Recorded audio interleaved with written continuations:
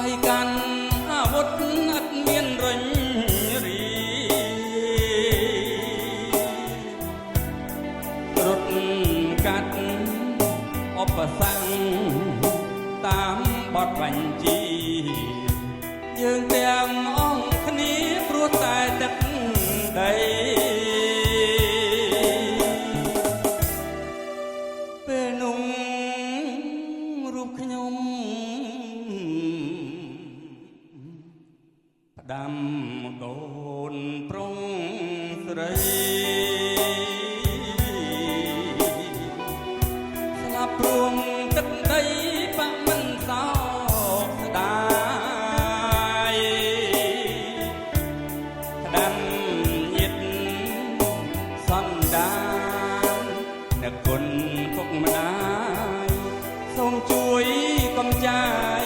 សត្រូវកូនផងសូមលោកតាឌីលបខ្លាំងខ្លាពិតជួយបាញ់ចេញរិទ្ធបាញ់ចេញបារមីអើយជួយដល់កងទ័ពសម្ដេចបវរធិបតីឲ្យបានជោគជ័យទើបដីគង់វង្ស28កក្កដាម៉ោង12យប់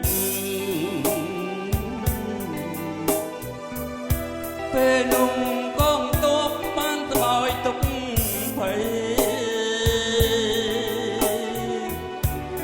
ស្ងាត់សូស្នូគ្រាប់ចោលសៀមចង្រៃសម្ដេចបវរធិបតីចរចាបាញ់ចប់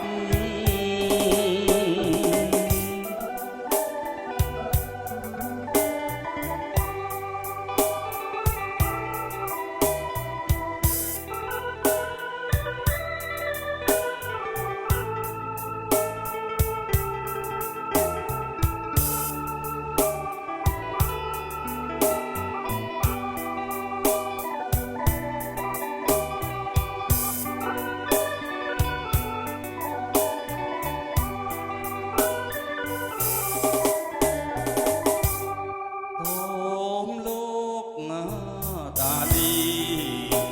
លបខ្លាំងខ្លាពិត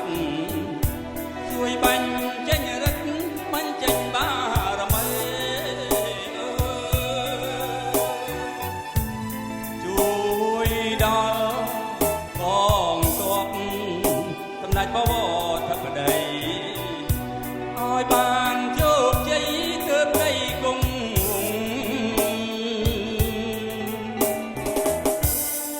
ជើងភ្នំ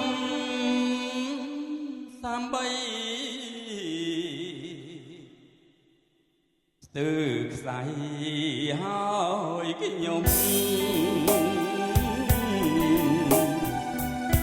ចង់ត្រហូយំផ្ដាំប្រពន្ធកូនដៃរៀលរកផ្លូវយកងងឹតឈឹងគ្រាប់ភ្លាំងក្តាំងក្តាំងបនអង្គអ្នកតា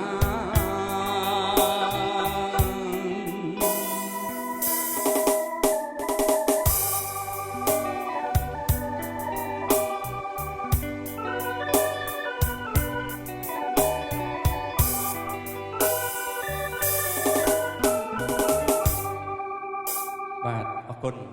តម្រីទីស្ដាប់មួយបទទៀតបាទគឺព្រាត់ភ្នំសំពៅសែនសំណោះប្រាសាទខ្មែរបាទនេះគឺការរំលឹករបស់ខ្ញុំបាទ